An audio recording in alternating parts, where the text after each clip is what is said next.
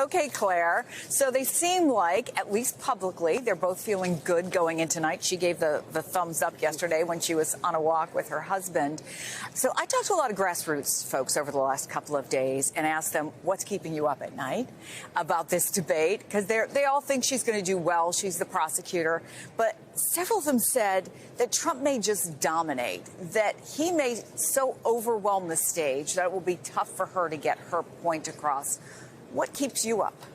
Bet you a dollar that doesn't happen. Okay. By the way, first of all, can I nerd out for a minute? Sure. This is so cool. It's so cool, right? I mean, for me, for the political nerd in me, this is like Christmas. We should tell people, by the way, we said it's a spin room, and in the middle, it's enormous. That's where the folks who are going to say, my guy won, my girl won, are going to stand. But now it was empty this morning when I first got here. It's all filling up. You can see with the reporters who are behind Andrea and me, and those are the folks who are going to put their stories out there. Just one quick point is back in Colorado when we were there back in 2016, it seems like forever ago, Donald Trump came into the spin room. Yeah. And went to the rope line. Melania was with him. Those were different days. He was very chatty.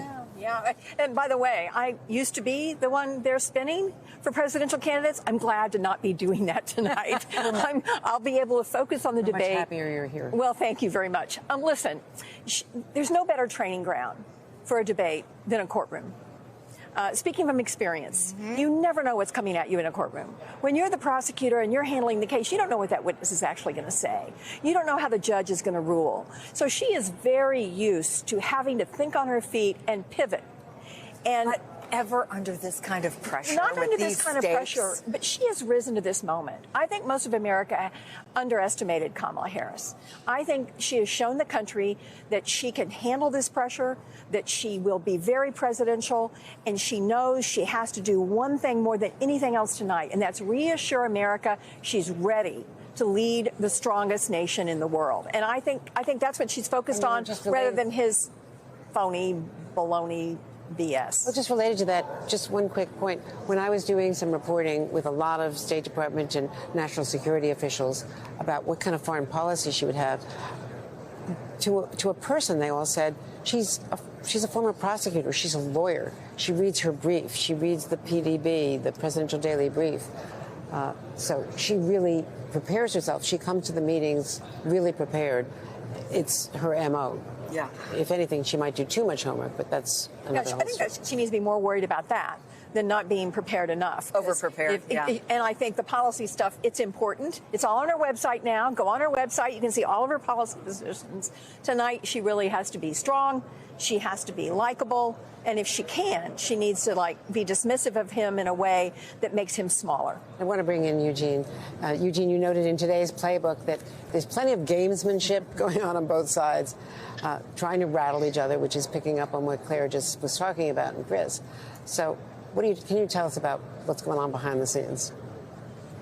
Yeah, I mean, it started with the mics, right? The question of whether or not the microphones would be muted in between answers. And the reason that the Harris campaign wanted that is because they remember and they think about the debates that happened, not this year, but in 2020 with Donald Trump and Joe Biden. And some of Joe Biden's best moments were those moments where they kind of interacted with both mics on. They remember that in 2020, when she debated then Vice President Mike Pence, the biggest moment, and it still kind of follows her to this day, is Mr. Vice President, I'm speaking. And so trying to recreate that moment, and most importantly, try to needle him into calling her name. Let's be real. That is the kind of gamesmanship that they're working, that we've moved into as we move to today. And the Trump campaign ended up being the opposite of where they were for the debate with Joe Biden, which is they wanted to keep the mics muted because they know that, him calling her name, him kind of getting thrown off is not going to be good for him. If you think about the Joe Biden and Trump debate, Trump didn't really do well, right? He wasn't talking about, there were lots of mistruths in there. He was saying things that weren't true. But the problem is that Joe Biden wasn't able to fact check him. He wasn't able to parry in any way, shape, or form, even with the mics muted. I think that Vice President Harris is going to have a different opportunity. She's not going to have that at issue. And the question of preparation and discipline on the stage for both of these candidates is going to be really important for Donald Trump, whether or not he is able to kind of stay where his campaign wants him to stay and talk about those policy positions that Vice President Harris may have evolved on, her campaign would say, over the years since she was a candidate in 2019 or even a senator and now.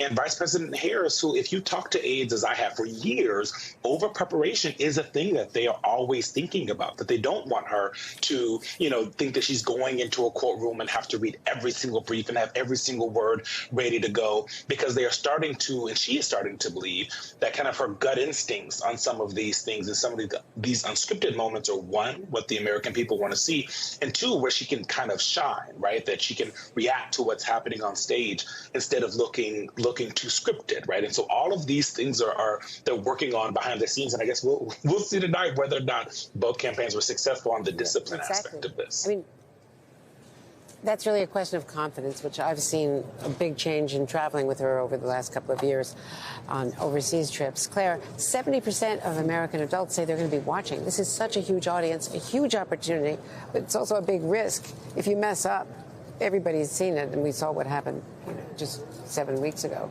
If anybody believes that Donald Trump is going to be a new, different Donald Trump, they haven't been paying attention. And if he is himself, then that 70% of registered voters are going to be reminded why it was so chaotic and why they really were not happy during the Trump presidency. I think the contrast is really going to serve to her benefit, and I think the bigger the audience, the better. It's 90 minutes. It's the least a citizen can do to inform their vote. I hope everybody watches and watches us on MSNBC. Yesterday afternoon when I talked to 4 state party chairs, contrast was a word that they talked about a lot in having heard about a lot of voters, because they've been doing outreach, hundreds of thousands of doors knocked, millions of phone calls made, right? And people want to get a measure of her. I think there was a little bit of surprise, at least among a couple of them, how many people who are Democrats whose doors were knocked on said, I don't really know that much about her. They want to see, can she command the stage? Can she stand up to Donald Trump? And what does that tell them about, could she stand up next to a foreign leader? This is a moment for her to say, I got this. And I think she has an opportunity to remind America that Donald Trump didn't stand up to Putin.